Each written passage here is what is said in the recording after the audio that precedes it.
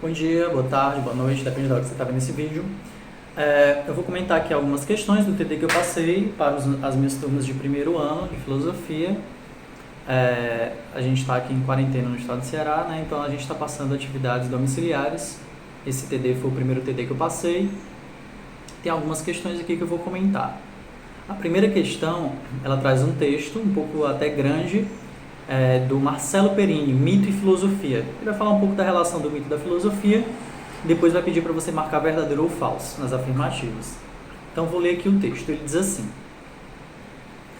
a compreensão filosófica do mito estabelece a questão do seu sentido. Esse modo de compreender o mito se diferencia das tentativas de aproximação do fenômeno feito pelas ciências humanas, como a etnologia, a sociologia e a antropologia cultural, e distingue-se também das interpretações religiosas e esotéricas do mito. O pressuposto fundamental da compreensão filosófica do mito é que ele, antes de tudo, é palavra, ou uma das formas do discurso humano. Fica claro, desde logo, que a estereotípica oposição irreconciliável entre mitos e logos é sem fundamento para uma genuína compreensão filosófica do fenômeno. Prova disso, segundo Clémence Remonod, é o fato de que, pelo menos na assim chamada era arcaica da Grécia, o mito, no sentido de narrativa sagrada, é praticamente equivalente a logos.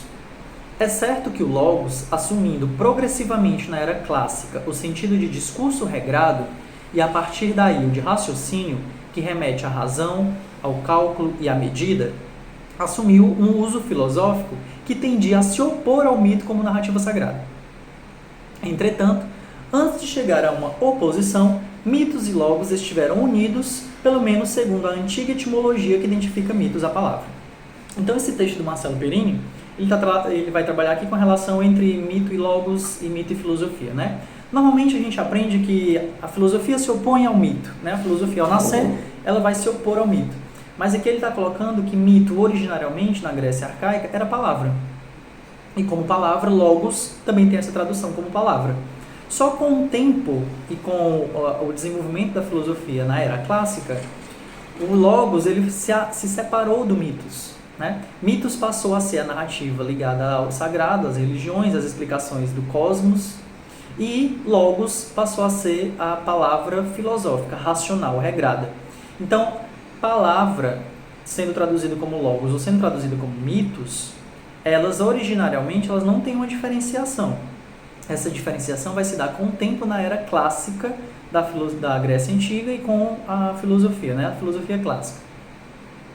Aí ele diz assim: a partir do texto, escreva V para as afirmativas verdadeiras e F para as afirmativas falsas.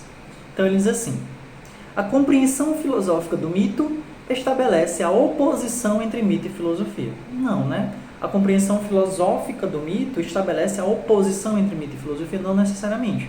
Não necessariamente o mito é oposto à filosofia e a filosofia não é necessariamente oposta ao mito.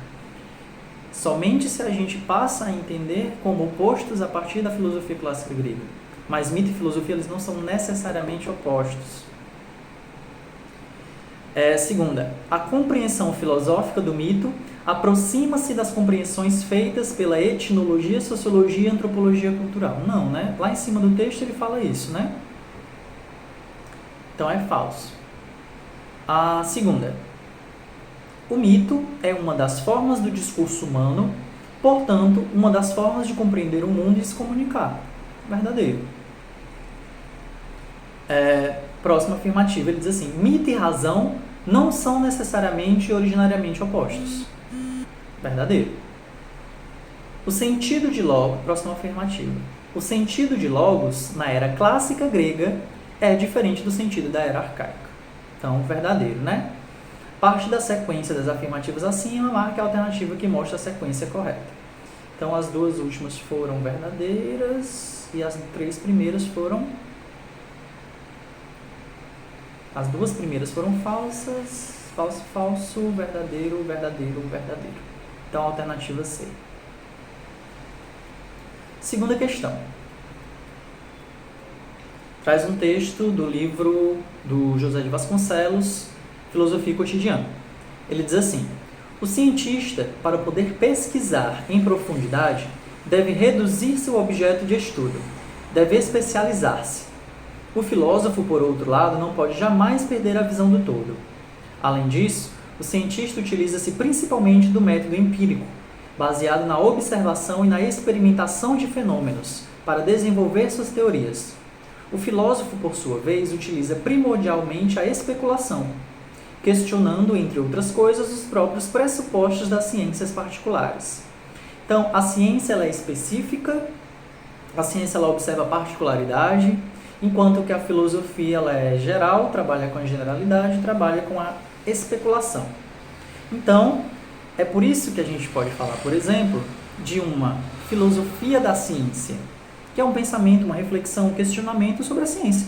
O que é a ciência, se existem diferenciações da produção científica, se existem diferenciações do que é ser ciência, do que é fazer ciência ao longo da história da ciência, quais os objetivos da ciência, como é que se forma o método da ciência, quais são as particularidades. Então, por isso que eu posso falar de uma filosofia da ciência, mas não posso falar de uma ciência da filosofia.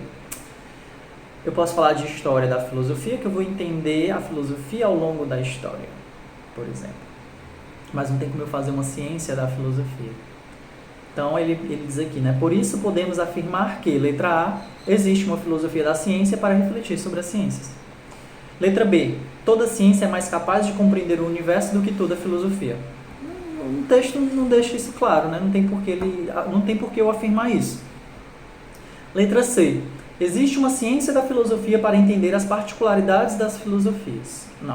Não existe uma ciência da filosofia. Letra D. A filosofia compreende mais as particularidades de cada coisa do que as ciências. Não, e é justamente o contrário, que é justamente o que o texto está dizendo. Letra E. Filosofia e ciência andam juntas e se auxiliam para a compreensão uma da outra. Errado não está, mas não tem nada a ver com o texto. Do ponto de vista lato, se eu quero entender e ser um pouco relativo na afirmação, filosofia e ciência andam juntos e se auxiliam para a compreensão das coisas e uma da outra, né? Mas, de acordo com o que o texto está dizendo, a afirmativa correta é a A. Existe uma filosofia da ciência para refletir sobre as ciências. A outra questão que eu selecionei foi a questão 4 do TD. Questão 4 do TD diz assim: que são as sombras observadas pelos homens presos no interior da caverna?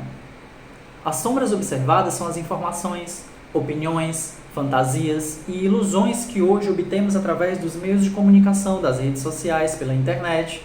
As sombras não são a verdade, não propiciam uma experiência com o mundo real. As sombras representam a felicidade propagada pelas redes sociais, mas não revelam os dramas, tragédias, angústias e tristezas daqueles que estão a rir nas fotos e nos vídeos. As sombras são as mentiras propagadas que geram uma pseudo-sensação de poder. As sombras são respostas fáceis, alimentam os nossos prazeres imediatos. As sombras são os discursos demagógicos que nos inebriam e nos deixam apaixonadamente inertes e, por consequência, presos na armadilha do conformismo. Isso é um texto que ele está meio que trabalhando a alegoria da caverna de Platão com um pouco da questão do mundo real, das redes sociais, das fake news. Você percebe que esse diálogo, ele vai falar de como nas redes sociais a gente está sempre passando alegria, está sempre passando sorrisos, mas a gente não sabe o que está se passando de fato ali, se aquela pessoa está triste, só sorriu para aquela foto. Então o que você vê na foto do Instagram é uma coisa, mas a realidade é outra. Então ele está trabalhando um pouco essa questão do mundo da caverna, do mito da caverna de Platão. O que as pessoas veem no fundo da caverna são apenas as sombras, são apenas os reflexos de uma verdade que está ali por detrás, que está atrás das pessoas, né? Está do outro lado a verdade. As pessoas estão presas, enxergando apenas mentiras, falsidades, ilusões, sombras, acreditando que aquilo é verdadeiro. Olha como todo mundo é feliz no Instagram. Olha essa pessoa viajada, zen, culta, olha o tanto de livro que ela lê. Mas na verdade vai ver a pessoa nem lê, ela só bate foto com o livro, compra e bate foto. Tipo eu tenho vários livros que eu compro, bato foto, mas não leio. Eu não li todos os livros que eu tenho. Isso é um exemplo, né, que eu tô dando. Quantas inúmeras pessoas não se fazem assim nas redes sociais, né? Então ele está trabalhando com essas questões, ele tá trazendo um diálogo do mito da caverna de Platão para a atualidade. E é isso que ele está perguntando, né? No texto, o que podemos ver no texto? Letra A, uma crítica narrativa mítica apresentada por Platão no mito da caverna. Eu acho que não é isso não. Letra B, uma relação entre a alegoria da caverna de Platão e o mundo contemporâneo. Parece muito ser isso aqui. Letra C, as causas de uma vida pautada pelas ilusões, pelas sombras e pelos prazeres imediatos. Não é isso que ele está mostrando no texto. Letra D, as consequências da escolha por uma vida filosófica. Não é isso que ele está mostrando no texto. Letra E, como as fake news têm atrapalhado a vida das pessoas e também para enxergar a realidade. As fake news atrapalham a vida das pessoas para enxergar a realidade, sim. Mas isso não é o tema do texto, né? O texto está falando sobre a relação que a alegoria da caverna tem com o mundo contemporâneo. Então a alternativa correta é a alternativa B. Valeu, galera. Eu espero que essas 3 questões tenham ajudado vocês aí. Até mais.